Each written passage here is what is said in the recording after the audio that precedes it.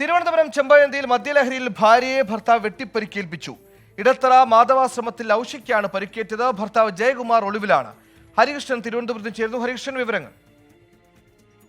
ഇന്ന് വൈകുന്നേരമാണ് ഇത്തരമൊരു സംഭവം ഉണ്ടാകുന്നത്. ഈ ചെമ്പഴന്തി ഇടത്തറയിലാണ് ഈ മദ്യലഹരിയിൽ ഭർത്താവ് ഭാര്യയെ ക്രൂരമായി പരിക്കേൽപ്പിച്ചത്.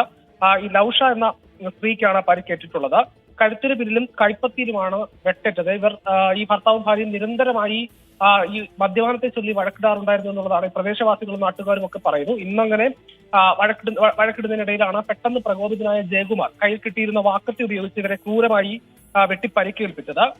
ഈ പരിക്കേറ്റ ഇവരെ മെഡിക്കൽ കോളേജിൽ പ്രവേശിപ്പിച്ചിട്ടുണ്ട്.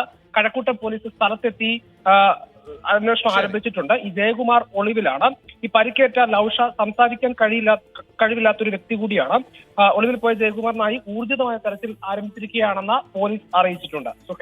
ശരി, പതിവായ കുടുംബതർക്കം, മദ്യലഹരിയിൽ ഭർത്താവ് ഭാര്യയെ വെട്ടിപ്പരിക്കേൽപ്പിച്ചു. ഭർത്താവ് ഒളിവിലാണ്. ഹരികൃഷ്ണനാണ് വിശദാംശങ്ങൾ നൽകിയത്.